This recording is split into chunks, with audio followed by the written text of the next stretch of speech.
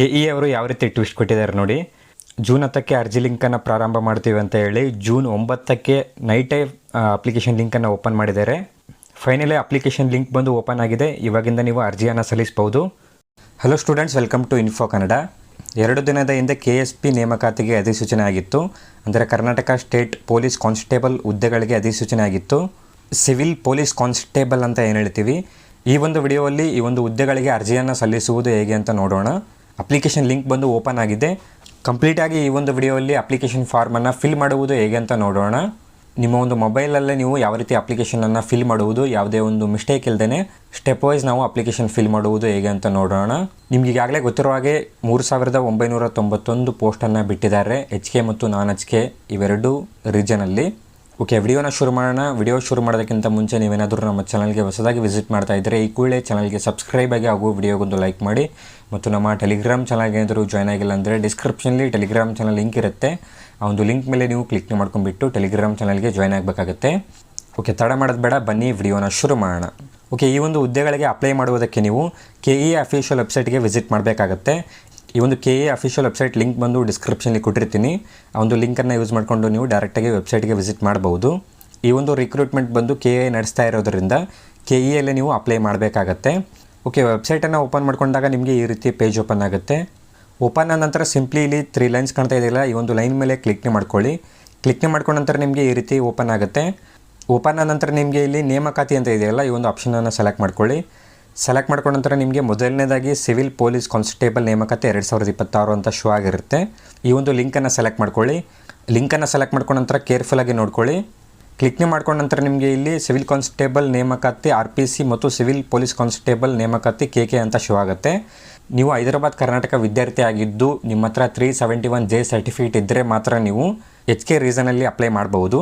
ಅಥವಾ ನೀವು ನಾನ್ ಕಲ್ಯಾಣ ಕರ್ನಾಟಕ ವಿದ್ಯಾರ್ಥಿ ಆಗಿದ್ದರೆ ನೀವು RPCಯಲ್ಲಿ ಅಪ್ಲೈ ಮಾಡಬೇಕಾಗತ್ತೆ. ಸೊ ನೋಡಿಕೊಂಡು ನೀವು ಯಾವ ಒಂದು ರೀಸನಲ್ಲಿ ಅಪ್ಲೈ ಮಾಡ್ತಾ ಇದ್ದೀರಾ ಆ ಒಂದು ಆಪ್ಷನನ್ನು ನೀವು ಸೆಲೆಕ್ಟ್ ಮಾಡ್ಕೊಳ್ಳಿ. ನಾನ್ ಕಲ್ಯಾಣ ಕರ್ನಾಟಕ ವಿದ್ಯಾರ್ಥಿ ಆಗಿದ್ದರೆ RPCನ ಸೆಲೆಕ್ಟ್ ಮಾಡ್ಕೊಳ್ಳಿ. ಕಲ್ಯಾಣ ಕರ್ನಾಟಕ ವಿದ್ಯಾರ್ಥಿ ಆಗಿದ್ದರೆ ನೀವು KKನ ಸೆಲೆಕ್ಟ್ ಮಾಡ್ಕೊಳ್ಳಿ. ನೆನಪಿರಲಿ, ಕಲ್ಯಾಣ ಕರ್ನಾಟಕ ಅಂಡರ್ಲಿ ಅಪ್ಲೈ ಮಾಡ್ತಾ ಇರುವಂಥ ವಿದ್ಯಾರ್ಥಿಗಳಿಗೆ ಕಂಪಲ್ಸರಿ 371J ಸರ್ಟಿಫಿಕೇಟ್ ಬೇಕಾಗುತ್ತೆ. ಓಕೆ, ನೀವು ಯಾವೊಂದು ರೀಸನ್ಗಾಗಿ ಅಪ್ಲೈ ಮಾಡಬೇಕು ಅಂದ್ಕೊಂಡಿದ್ದೀರಾ ಆ ಒಂದು ರೀಸನನ್ನು ನೀವು ಇಲ್ಲಿ ಸೆಲೆಕ್ಟ್ ಮಾಡ್ಕೊಳ್ಳಿ. ಓಕೆ, ಕ್ಲಿಕ್ನೆ ಮಾಡ್ಕೊಂಡ ನಂತರ ನಿಮಗೆ ಈ ರೀತಿ ಪೇಜ್ ಓಪನ್ ಆಗುತ್ತೆ. ಇಲ್ಲಿ ಮೊದಲನೇದಾಗಿ ಆನ್ಲೈನ್ ಅರ್ಜಿ ಸಲ್ಲಿಕೆ ಲಿಂಕ್ ಅಂತ ಇದೆಯಲ್ಲ, ಈ ಒಂದು ಆನ್ಲೈನ್ ಅರ್ಜಿ ಸಲ್ಲಿಕೆ ಲಿಂಕ್ ಮೇಲೆ ನೀವು ಕ್ಲಿಕ್ನೆ ಮಾಡ್ಕೊಳ್ಳಿ. ಓಕೆ, ಕ್ಲಿಕ್ನೆ ಮಾಡ್ಕೊಂಡ ನಂತರ ನಿಮಗೆ ಈ ರೀತಿ ಪೇಜ್ ಓಪನ್ ಆಗುತ್ತೆ.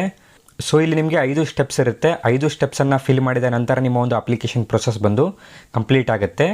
ಸೊ ಒಂದೊಂದು ಸ್ಟೆಪ್ನ ಯಾವ ರೀತಿ ಫಿಲ್ ಮಾಡುವುದು ಅಂತ ಸ್ಟೆಪ್ ವೈಸ್ ನೋಡೋಣ.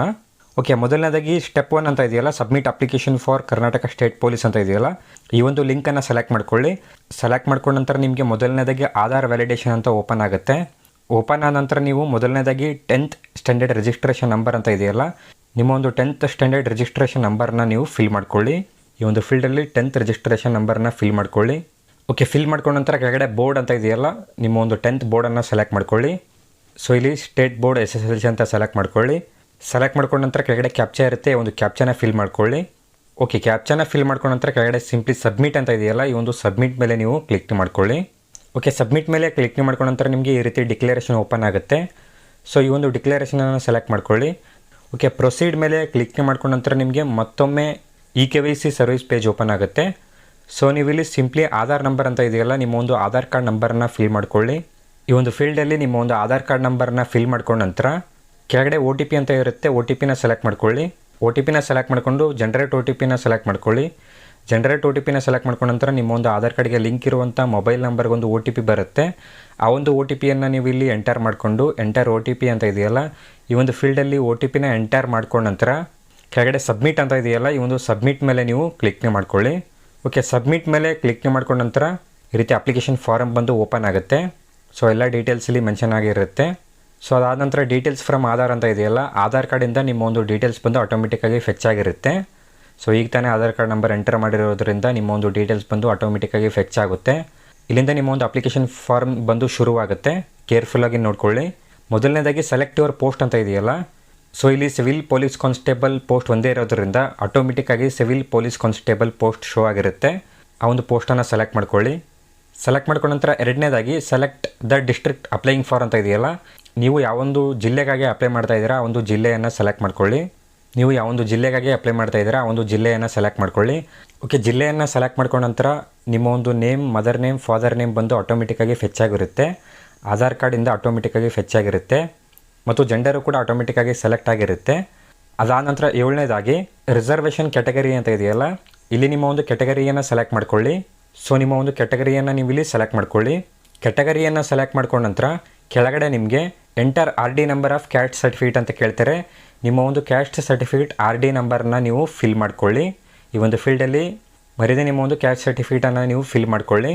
ಒಂದು ವೇಳೆ ನೀವೇನಾದರೂ SC ವಿದ್ಯಾರ್ಥಿಗಳಾಗಿದ್ದರೆ SC ವಿದ್ಯಾರ್ಥಿಗಳಿಗೆ ನಿಮಗೆ ಸಪ್ರೇಟಾಗಿ ಗ್ರೂಪ್ A, ಗ್ರೂಪ್ B ಹಾಗೂ group C new caste R D ನಂಬರ್ನ ಫಿಲ್ ಮಾಡಬೇಕಾಗತ್ತೆ. SC ವಿದ್ಯಾರ್ಥಿಗಳು ನೀವು old caste income R D number enter ಮಾಡುವಾಗಿಲ್ಲ. ಕಂಪಲ್ಸರಿ ನೀವು ಇಂಟರ್ನಲ್ ರಿಸರ್ವೇಷನ್ ಆದ ನಂತರ ಈ ಒಂದು group A, group B, group C ಮಾಡಿದಾರಲ್ಲ ಆ ಒಂದು new caste income R D ನಂಬರ್ನ ನೀವು ಫಿಲ್ ಮಾಡಬೇಕಾಗತ್ತೆ. ನೆನ್ಪಿಟ್ಕೊಳ್ಳಿ, SC ವಿದ್ಯಾರ್ಥಿಗಳು ನೀವು ಸಬ್ ಕ್ಯಾಸ್ಟ್ ಅಲ್ಲಿ ಬರುವಂಥ ನ್ಯೂ ಕ್ಯಾಸ್ಟ್ ಇನ್ಕಮನ್ನು ನೀವು ಆರ್ ಡಿ ನಂಬರ್ ಫಿಲ್ ಮಾಡ್ಕೊಳ್ಳಿ. ಓಲ್ಡ್ ಕ್ಯಾಸ್ಟ್ ಇನ್ಕಮ್ ವರ್ಕ್ ಆಗಲ್ಲ, ಮರಿದೇ ನೆನಪಿಲ್ಲಿಟ್ಕೊಳ್ಳಿ ಈ ಒಂದು ಪಾಯಿಂಟನ್ನು. ಇದು ಕೇವಲ SC ವಿದ್ಯಾರ್ಥಿಗಳಿಗಷ್ಟೇ. ಉಳಿದ ಬೇರೆ ಕ್ಯಾಟಗರಿ ವಿದ್ಯಾರ್ಥಿಗಳು ನೀವು ನಿಮ್ಮ ಒಂದು ಕ್ಯಾಸ್ಟ್ ಆರ್ ಡಿ ನಂಬರ್ನ ಫಿಲ್ ಮಾಡ್ಕೊಳ್ಳಿ. ಓಲ್ಡ್ ಇದ್ದರೂ ಪರವಾಗಿಲ್ಲ, ನಿಮ್ಮ ಒಂದು ಕ್ಯಾಸ್ಟ್ ಆರ್ ಡಿ ನಂಬರ್ನ ಫಿಲ್ ಮಾಡ್ಕೊಳ್ಳಿ. ಆದರೆ ಎಕ್ಸ್ಪೈರ್ ಆಗಿರಬಾರ್ದು. ನಿಮ್ಮ ಒಂದು caste income R D number enter ಮಾಡ್ಕೊಂಡ ನಂತರ ನಿಮ್ಮ ಒಂದು ಕ್ಯಾಸ್ಟ್ ಇನ್ಕಮ್ ಡೀಟೇಲ್ಸ್ ಬಂದು ಆಟೋಮೆಟಿಕ್ಕಾಗಿ ಫೆಚ್ ಆಗುತ್ತೆ. ಆರ್ ಡಿ ನಂಬರ್ ಮೂಲಕ ಕ್ಯಾಸ್ಟ್ ಡೀಟೇಲ್ಸ್ ಬಂದು ಆಟೋಮೆಟಿಕ್ಕಾಗಿ ಫೆಚ್ ಆಗುತ್ತೆ. ಅದಾದ ನಂತರ ಡೇಟ್ ಆಫ್ ಬರ್ತ್ ಕೂಡ ಇಲ್ಲಿ ಆಟೋಮೆಟಿಕ್ಕಾಗಿ ಫೆಚ್ ಆಗಿರುತ್ತೆ. ಏಜು ಕೂಡ ಆಟೋಮೆಟಿಕ್ಕಾಗಿ ಫೆಚ್ ಆಗಿರುತ್ತೆ. ಅದಾದ ನಂತರ ಪರ್ಮನೆಂಟ್ ಅಡ್ರೆಸ್ ಅಂತ ಇದೆಯಲ್ಲ, ಇಲ್ಲಿ ನಿಮ್ಮ ಒಂದು ಪರ್ಮನೆಂಟ್ ಅಡ್ರೆಸ್ಸನ್ನು ನೀವು ಫಿಲ್ ಮಾಡ್ಕೊಳ್ಳಿ. ಅಡ್ರೆಸ್ 1 ಅಂತ ಇದೆಯಲ್ಲ, ನಿಮ್ಮ ಆಧಾರ್ ಕಾರ್ಡಲ್ಲಿ ಇರುವಾಗೆ ಅಡ್ರೆಸ್ಸನ್ನು ಫಿಲ್ ಮಾಡ್ಕೊಳ್ಳಿ. ಅದಾದ ನಂತರ ಸ್ಟೇಟ್ ಅಂತ ಇದೆಯಲ್ಲ, ಸ್ಟೇಟನ್ನು ಸೆಲೆಕ್ಟ್ ಮಾಡ್ಕೊಳ್ಳಿ. ಅದಾದ ನಂತರ ಡಿಸ್ಟ್ರಿಕ್ಟ್ ಅಂತ ಇದೆಯಲ್ಲ, ಡಿಸ್ಟ್ರಿಕ್ಟನ್ನು ಸೆಲೆಕ್ಟ್ ಮಾಡ್ಕೊಳ್ಳಿ. ಹಾಗೂ ತಾಲೂಕು ಅಂತ ಇದೆಯಲ್ಲ, ತಾಲೂಕನ್ನು ಸೆಲೆಕ್ಟ್ ಮಾಡ್ಕೊಳ್ಳಿ. ಅದಾದ ನಂತರ ಪಿನ್ ಕೋಡ್ ಅಂತ ಇದೆಯಲ್ಲ, ಪಿನ್ ಕೋಡನ್ನು ಫಿಲ್ ಮಾಡ್ಕೊಳ್ಳಿ. ಆಧಾರ್ ಕಾರ್ಡಲ್ಲಿ ಇರುವಾಗೆ ಪಿನ್ ಕೋಡನ್ನು ಫಿಲ್ ಮಾಡ್ಕೊಳ್ಳಿ. ಓಕೆ, ಅದಾದ ನಂತರ whether permanent address and communication address is same ಅಂತ ಕೇಳಿದರೆ ನಿಮ್ಮ ಒಂದು ಪರ್ಮನೆಂಟ್ ಅಡ್ರೆಸ್ ಮತ್ತು ಕಮ್ಯುನಿಕೇಷನ್ ಅಡ್ರೆಸ್ ಎರಡೂ ಅಡ್ರೆಸ್ ಏನಾದರೂ ಸೇಮ್ ಆಗಿದ್ದರೆ ನೀವು ಇಲ್ಲಿ ಎಸ್ಸನ್ನು ಸೆಲೆಕ್ಟ್ ಮಾಡ್ಕೊಳ್ಳಿ. ಅಥವಾ ಬೇರೆ ಬೇರೆ ಅಡ್ರೆಸ್ಸಲ್ಲಿ ಸ್ಟೇ ಮಾಡ್ತಾ ಇದ್ದರೆ ನೀವು ನೋವನ್ನು ಸೆಲೆಕ್ಟ್ ಮಾಡಿಕೊಂಡು ನೀವು ಕಮ್ಯುನಿಕೇಷನ್ ಅಡ್ರೆಸ್ಸನ್ನು ಫಿಲ್ ಮಾಡ್ಕೊಳ್ಳಿ ಇಲ್ಲಿ ಕೆಳಗಡೆ. ಅಥವಾ ಸೇಮ್ ಅಡ್ರೆಸ್ ಇದ್ದರೆ ನೀವು ಇಲ್ಲಿ ಎಸ್ಸನ್ನು ಸೆಲೆಕ್ಟ್ ಮಾಡ್ಬೋದು. ಎಸ್ಸನ್ನು ಸೆಲೆಕ್ಟ್ ಮಾಡ್ಕೊಂಡ ನಂತರ ಆಟೋಮೆಟಿಕ್ಕಾಗಿ ನಿಮ್ಮ ಒಂದು ಅಡ್ರೆಸ್ ಬಂದು ಫಿಲ್ ಆಗುತ್ತೆ. ಓಕೆ, ಅದಾದ ನಂತರ ಮೊಬೈಲ್ ನಂಬರ್ ಅಂತ ಇದೆಯಲ್ಲ, ನಿಮ್ಮ ಒಂದು ಮೊಬೈಲ್ ನಂಬರನ್ನ ಫಿಲ್ ಮಾಡ್ಕೊಳ್ಳಿ. ಅದೇ ರೀತಿ ಇಮೇಲ್ ಐ ಡಿ ಅಂತ ಇದೆಯಲ್ಲ, ನಿಮ್ಮ ಒಂದು ಆ್ಯಕ್ಟಿವ್ ಇಮೇಲ್ ಐ ಡಿಯನ್ನು ನೀವು ಫಿಲ್ ಮಾಡ್ಕೊಳ್ಳಿ. ನೀವು ಆ್ಯಕ್ಟಿವ್ ಇರುವಂಥ ಮೊಬೈಲ್ ನಂಬರ್ ಮತ್ತು ಇಮೇಲ್ ಐ ಡಿಯನ್ನು ಫಿಲ್ ಮಾಡಬೇಕಾಗತ್ತೆ. ಏನೇ ಒಂದು ಫರ್ದರ್ ಇನ್ಫಾರ್ಮೇಷನ್ ನಿಮಗೆ ಇಮೇಲ್ ಮೂಲಕ ಅಥವಾ ಮೊಬೈಲ್ ಮೂಲಕನೇ ಬರೋದು. ಸೊ ಮರಿದೇ ಮೊಬೈಲ್ ನಂಬರ್ ಮತ್ತು ಇಮೇಲ್ ಐ ಡಿಯನ್ನು ಫಿಲ್ ಮಾಡ್ಕೊಳ್ಳಿ. ಓಕೆ, ಅದಾದ ನಂತರ ಆರ್ ಯು ಮ್ಯಾರಿಡ್ ಅಂತ ಕೇಳಿದರೆ ನೀವೇನಾದರೂ ಮ್ಯಾರಿಡ್ ಆಗಿದ್ದರೆ ಎಸ್ಸನ್ನು ಸೆಲೆಕ್ಟ್ ಮಾಡ್ಕೊಳ್ಳಿ ಅಥವಾ ನೋವನ್ನು ಸೆಲೆಕ್ಟ್ ಮಾಡ್ಕೊಳ್ಳಿ. ಅದಾದ ನಂತರ ರೂರಲ್ ಅಪ್ಲಿಕೆಂಟ್ ಅಂತ ಕೇಳಿದರೆ ಗ್ರಾಮೀಣ ಅಭ್ಯರ್ಥಿ ಆಗಿದ್ದರೆ ನೀವು ಎಸ್ಸನ್ನು ಸೆಲೆಕ್ಟ್ ಮಾಡ್ಕೊಳ್ಳಿ ಅಥವಾ ನೋವನ್ನು ಸೆಲೆಕ್ಟ್ ಮಾಡ್ಕೊಳ್ಳಿ. ಒಂದು ವೇಳೆ ಗ್ರಾಮೀಣ ಅಭ್ಯರ್ಥಿ ಆಗಿದ್ದರೆ ನೀವು ಗ್ರಾಮೀಣ ಪ್ರಮಾಣ ಪತ್ರವನ್ನು ಸಲ್ಲಿಸಬೇಕಾಗುತ್ತೆ. ಮುಂದೆ ಅಪ್ಲೋಡ್ ಕೇಳಿದರೆ ಅಪ್ಲೋಡ್ ಮಾಡಬೇಕಾಗುತ್ತೆ ಅಥವಾ ಡಾಕ್ಯುಮೆಂಟ್ ವೆರಿಫಿಕೇಷನಲ್ಲಿ ನೀವು ಗ್ರಾಮೀಣ ಅಭ್ಯರ್ಥಿಯನ್ನು ನೀವು ಕ್ಲೈಮ್ ಮಾಡಿದರೆ ಗ್ರಾಮೀಣ ಅಭ್ಯರ್ಥಿ ಸರ್ಟಿಫಿಕೇಟನ್ನು ನೀವು ತೋರಿಸಬೇಕಾಗತ್ತೆ.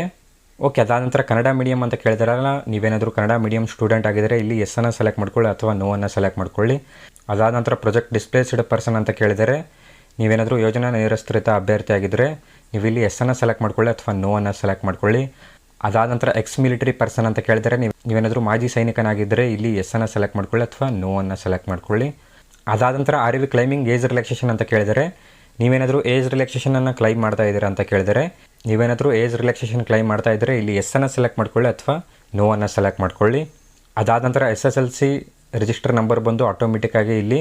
ಅದಾದ ನಂತರ ಕ್ವಾಲಿಫಿಕೇಷನ್ ಅಂತ ಕೇಳಿದಾರಲ್ಲ, ಸೊ ಇಲ್ಲಿ ಕ್ವಾಲಿಫಿಕೇಷನ್ ಬಂದು ಸೆಕೆಂಡ್ PUC ಆಗಿರೋದ್ರಿಂದ ನೀವು ಇಲ್ಲಿ ಸೆಕೆಂಡ್ PUCನ ಸೆಲೆಕ್ಟ್ ಮಾಡ್ಕೊಳ್ಳಿ. ನಿಮ್ಮ ಒಂದು ಕ್ವಾಲಿಫಿಕೇಷನ್ ಬಂದು ಸೆಕೆಂಡ್ PUC ನೀವು ಕಂಪ್ಲೀಟ್ ಮಾಡಿರಬೇಕಾಗತ್ತೆ. ಓಕೆ, ಅದಾದ ನಂತರ ಸೆಕೆಂಡ್ PUC ರಿಜಿಸ್ಟರ್ ನಂಬರ್ ಅಂತ ಕೇಳಿದರೆ ನಿಮ್ಮ ಒಂದು ಸೆಕೆಂಡ್ PUC ರಿಜಿಸ್ಟರ್ ನಂಬರ್ನ ನೀವು ಫಿಲ್ ಮಾಡಬೇಕಾಗತ್ತೆ. ಈ ಒಂದು ಫೀಲ್ಡಲ್ಲಿ ನಿಮ್ಮ ಒಂದು ಸೆಕೆಂಡ್ PUC ರಿಜಿಸ್ಟರ್ ನಂಬರ್ನ ನೀವು ಫಿಲ್ ಮಾಡ್ಕೊಳ್ಳಿ. ಕೆಳಗಡೆ PUC passed month and year ಅಂತ ಕೇಳಿದರೆ ನೀವು PUC ಪಾಸ್ ಆಗಿರುವಂಥ ಮಂತ್ ಮತ್ತು ಇಯರನ್ನು ಸೆಲೆಕ್ಟ್ ಮಾಡ್ಕೊಳ್ಳಿ. ಅದಾದ ನಂತರ ಪರ್ಸೆಂಟೇಜ್ ಮತ್ತು CGP ಅಂತ ಕೇಳಿದರೆ ನಿಮ್ಮ ಒಂದು ಪರ್ಸೆಂಟೇಜ್ ಇದ್ದರೆ ಪರ್ಸೆಂಟೇಜನ್ನು ಸೆಲೆಕ್ಟ್ ಮಾಡ್ಕೊಳ್ಳಿ. ಅದಾದ ನಂತರ certificate obtained from board organisation ಅಂತ ಇದೆಯಲ್ಲ, ನಿಮ್ಮ ಒಂದು ಸೆಕೆಂಡ್ PUC ಆರ್ಗನೈಸೇಷನ್ ನೇಮನ್ನು ನೀವು ಫಿಲ್ ಮಾಡಬೇಕಾಗತ್ತೆ. ಅಂದರೆ ಸೆಕೆಂಡ್ PUC ಬೋರ್ಡ್ ನೇಮನ್ನು ನೀವು ಫಿಲ್ ಮಾಡಬೇಕಾಗತ್ತೆ. ಸಿಂಪ್ಲಿ ಇಲ್ಲಿ ಪ್ರೀ ಯೂನಿವರ್ಸಿಟಿ ಬೋರ್ಡ್ ಅಂತ ಸೆಲೆಕ್ಟ್ ಮಾಡ್ಕೊಳ್ಳಿ. ಸಿಂಪ್ಲಿ ಇಲ್ಲಿ ಪ್ರೀ ಯೂನಿವರ್ಸಿಟಿ ಬೋರ್ಡ್ ಅಂತ ಫಿಲ್ ಮಾಡ್ಕೊಳ್ಳಿ. ಓಕೆ, ಅದಾದ ನಂತರ are you state central government servant ಅಂತ ಕೇಳಿದರೆ ನೀವೇನಾದರೂ ಸ್ಟೇಟ್ ಗೌರ್ಮೆಂಟ್ ಎಂಪ್ಲಾಯ್ ಆಗಿದ್ದರೆ ನೀವು ಇಲ್ಲಿ ಎಸ್ಸನ್ನು ಸೆಲೆಕ್ಟ್ ಮಾಡ್ಕೊಳ್ಳಿ ಅಥವಾ ನೀವು ನೋವನ್ನು ಸೆಲೆಕ್ಟ್ ಮಾಡಬಹುದು. ಓಕೆ, ಅದಾದ ನಂತರ ಆರ್ ಕ್ಲೈಮಿಂಗ್ ಇನ್ ಸರ್ವಿಸ್ ಅಂತ ಕೇಳಿದರೆ ನೀವೇನಾದರೂ CAR DAR KSRP IRB KSISF ಈ ಒಂದು ಇನ್ಸರ್ವ್ ಕ್ಲೈಮ್ ಮಾಡ್ತಾ ಇದ್ದರೆ ನೀವು ಇಲ್ಲಿ ಎಸ್ ಅನ್ನು ಸೆಲೆಕ್ಟ್ ಮಾಡ್ಕೊಳ್ಳಿ. ಈ ಒಂದು ಪೋಸ್ಟಲ್ಲಿ ವರ್ಕ್ ಮಾಡ್ತಾ ಇದ್ದರೆ ನೀವು ಇಲ್ಲಿ ಎಸ್ ಅನ್ನು ಸೆಲೆಕ್ಟ್ ಮಾಡ್ಕೊಂಡು ಆ ಒಂದು ಪೋಸ್ಟ್ ಡೀಟೇಲ್ಸನ್ನು ನೀವು ಫಿಲ್ ಮಾಡ್ಬೋದು. ಸೊ ಎಕ್ಸಾಂಪಲ್ ನೀವು ಇಲ್ಲಿ ನೋಡ್ಬೋದು, ಅವ್ completed the 5 years of service ಅಂತ ಇದೆಯಲ್ಲ, ನೀವು ಎಷ್ಟು ವರ್ಷದ ಸರ್ವಿಸನ್ನು ಕಂಪ್ಲೀಟ್ ಮಾಡಿದರೆ ಆ ಒಂದು ಡೀಟೇಲ್ಸನ್ನು ನೀವು ಇಲ್ಲಿ ಸೆಲೆಕ್ಟ್ ಮಾಡ್ಬೋದು.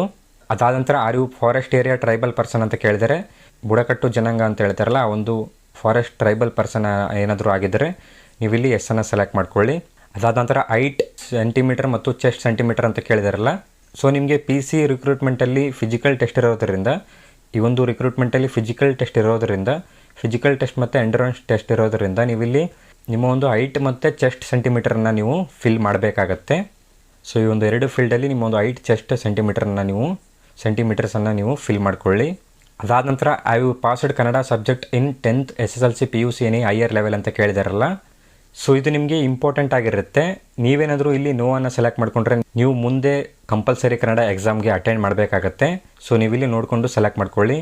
ನೀವೇನಾದರೂ ಇಲ್ಲಿ ಮೆನ್ಷನ್ ಮಾಡಿರುವ ಹಾಗೆ ಕಂಪಲ್ಸರಿ ಕನ್ನಡ ಎಕ್ಸಾಮ್ ಇದಕ್ಕೆ ಅನ್ವಯಿಸೋದು.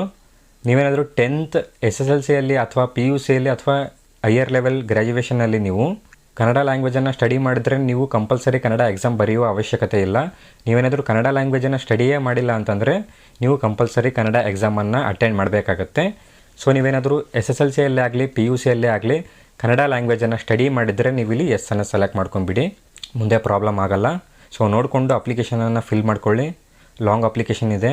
ಓಕೆ, ಅದಾದ ನಂತರ I you passed the compulsory Kannada examination from KEA KPSC any other examination ಅಂತ ಇದೆಯಲ್ಲ, ಸೊ ನೀವೇನಾದರೂ ಕನ್ನಡ ಲ್ಯಾಂಗ್ವೇಜ್ ಓದಿಲ್ಲ ಅಂದರೂ ಪರವಾಗಿಲ್ಲ, ನೀವೇನಾದರೂ ಹಿಂದೆ ಯಾವುದಾದ್ರೂ ರಿಕ್ರೂಟ್ಮೆಂಟಲ್ಲಿ KE ಅಂಡರಲ್ಲಿ ಬರುವಂಥ ಅಥವಾ KPSC ಅಂಡರಲ್ಲಿ ಬರುವಂಥ ಕಡ್ಡಾಯ ಕನ್ನಡ ಪರೀಕ್ಷೆಯನ್ನು ಪಾಸ್ ಆಗಿದ್ದರೆ ಇಲ್ಲಿ ಕೂಡ ನೀವು ಎಸ್ ಅನ್ನು ಸೆಲೆಕ್ಟ್ ಮಾಡ್ಬೋದು. ನೀವು ಕಡ್ಡಾಯ ಕನ್ನಡ ಪರೀಕ್ಷೆಗೆ ಹಾಜರಾಗೋ ಅವಶ್ಯಕತೆ ಇಲ್ಲ. ನೀವೇನಾದರೂ ಹಿಂದೆ KEಯಲ್ಲಿ ನಡೀತಾ ಇರುವಂಥ ಯಾವುದಾದ್ರೂ ಕಡ್ಡಾಯ ಕನ್ನಡ ಪರೀಕ್ಷೆಗೆ ಹಾಜರಾಗಿದ್ದರೆ, ಪಾಸ್ ಆಗಿದ್ದರೆ ನೀವು ಇಲ್ಲಿ ಎಸ್ ಅನ್ನು ಸೆಲೆಕ್ಟ್ ಮಾಡ್ಕೊಳ್ಳಿ. ನೀವು ಕೂಡ ಕಡ್ಡಾಯ ಕನ್ನಡ ಪರೀಕ್ಷೆ ಬರೆಯುವ ಅವಶ್ಯಕತೆ ಇಲ್ಲ. ಸೊ ಅರ್ಥ ಆಗಿದೆ ಅಂದ್ಕೊಂಡಿದ್ದೀನಿ. ಒಂದು ವೇಳೆ ನೀವೇನಾದರೂ ಕನ್ನಡ ಲ್ಯಾಂಗ್ವೇಜ್ ಸ್ಟಡಿ ಮಾಡಿಲ್ಲ, ನಾವು ಕಡ್ಡಾಯ ಕನ್ನಡ ಪರೀಕ್ಷೆಯನ್ನು ಅಟೆಂಡ್ ಮಾಡಿದ್ವಿ ಹಿಂದೆ ಎಕ್ಸಾಮಲ್ಲಿ ಅಂತಂದರೆ, ಪಾಸ್ ಆಗಿದ್ದೀರಾ ಅಂತಂದರೆ ನೀವು ಇಲ್ಲಿ ಎಸ್ ಅನ್ನು ಕೂಡ ಸೆಲೆಕ್ಟ್ ಮಾಡ್ಬೋದು. ಸೊ ನೋಡಿಕೊಂಡು ಸೆಲೆಕ್ಟ್ ಮಾಡ್ಕೊಳ್ಳಿ. ಏನಾದರೂ ಡೌಟ್ಸ್ ಇರೋ ಕೆಳಗಡೆ ಕಾಮೆಂಟ್ ಹಾಕಿ, ಸುಮ್ಮನೆ ಅಪ್ಲಿಕೇಶನನ್ನು ಫಿಲ್ ಮಾಡಬೇಡಿ. ಓಕೆ, ಇಲ್ಲಿಗೆ ನಿಮ್ಮ ಒಂದು ಅಪ್ಲಿಕೇಶನ್ ಪ್ರೊಸೆಸ್ ಬಂದು ಕಂಪ್ಲೀಟ್ ಆಗುತ್ತೆ. ಸೊ ಕೆಳಗಡೆ ನಿಮಗೆ ಫೈನಲಲ್ಲಿ ಡಿಕ್ಲರೇಷನ್ ಇರುತ್ತೆ, ಒಂದು ಡಿಕ್ಲರೇಷನನ್ನು ಸೆಲೆಕ್ಟ್ ಮಾಡ್ಕೊಳ್ಳಿ. ಡಿಕ್ಲರೇಷನನ್ನು ಸೆಲೆಕ್ಟ್ ಮಾಡ್ಕೊಂಡ ನಂತರ ಸಿಂಪ್ಲಿ ಕೆಳಗಡೆ ಪ್ರಿವ್ಯೂ ಅಂತ ಇದೆಯಲ್ಲ, ಈ ಒಂದು ಪ್ರಿವ್ಯೂ ಮೇಲೆ ನೀವು ಕ್ಲಿಕ್ನೇ ಮಾಡ್ಕೊಳ್ಳಿ. ಓಕೆ, ಪ್ರಿವ್ಯೂ ಮೇಲೆ ಕ್ಲಿಕ್ನೇ ಮಾಡ್ಕೊಂಡ ನಂತರ ನಿಮ್ಮ ಒಂದು ಅಪ್ಲಿಕೇಶನ್ ಪ್ರಿವ್ಯೂ ಬಂದು ಓಪನ್ ಆಗುತ್ತೆ. ನೀವು ಇಲ್ಲಿವರೆಗೂ ಎಂಟರ್ ಮಾಡಿರುವಂಥ ಡೀಟೇಲ್ಸ್ ಇಲ್ಲಿ ಶೋ ಆಗುತ್ತೆ. ಸೊ ನೀವು ಇಲ್ಲಿ ಕೆಳಗಡೆ ಸ್ಕ್ರೋಲ್ ಮಾಡ್ಕೊಳ್ಳಿ, ನಿಮ್ಮ ಒಂದು ಎಲ್ಲ ಡೀಟೇಲ್ಸನ್ನು ಚೆಕ್ ಮಾಡ್ಕೊಳ್ಳಿ. ಓಕೆ, ನಿಮ್ಮ ಎಲ್ಲ ಡೀಟೇಲ್ಸನ್ನು ಚೆಕ್ ಮಾಡ್ಕೊಂಡ ನಂತರ ಇಲ್ಲಿ ಕ್ಯಾಪ್ಚಾ ಇರುತ್ತೆ, ಒಂದು ಕ್ಯಾಪ್ಚಾನ ಫಿಲ್ ಮಾಡ್ಕೊಳ್ಳಿ. ಫಿಲ್ ಮಾಡ್ಕೊಂಡ ನಂತರ ಕೆಳಗಡೆ ಸಬ್ಮಿಟ್ ಅಂತ ಇದೆಯಲ್ಲ, ಈ ಒಂದು ಸಬ್ಮಿಟ್ ಮೇಲೆ ನೀವು ಕ್ಲಿಕ್ನೇ ಮಾಡ್ಕೊಳ್ಳಿ. ಕೆಲವೊಂದು ಸರಿ ಸರ್ವರ್ ಎರರಿಂದ ನಿಮ್ಮೊಂದು ಅಪ್ಲಿಕೇಶನ್ ಬಂದು ಎರರ್ ಬರ್ಬೋದು. ಸೊ ಮತ್ತೊಮ್ಮೆ ಟ್ರೈ ಮಾಡಿ, ನಿಮ್ಮೊಂದು ಅಪ್ಲಿಕೇಶನ್ ಬಂದು ಸಬ್ಮಿಟ್ ಆಗುತ್ತೆ. ಜಾಸ್ತಿ ದಿನ ಸಬ್ಮಿಟ್ ಮಾಡ್ತಾ ಇರೋದ್ರಿಂದ ಎರರ್ ಬರ್ಬೋದು. ಸೊ ಮತ್ತೊಮ್ಮೆ ಟ್ರೈ ಮಾಡ್ತಾ ಇರಿ. ಓಕೆ, ಸಬ್ಮಿಟ್ ಮೇಲೆ ಕ್ಲಿಕ್ನೇ ಮಾಡ್ಕೊಂಡ ನಂತರ ನಿಮ್ಮ ಒಂದು ಅಪ್ಲಿಕೇಶನ್ ಬಂದು ಸಬ್ಮಿಟ್ ಆಗುತ್ತೆ.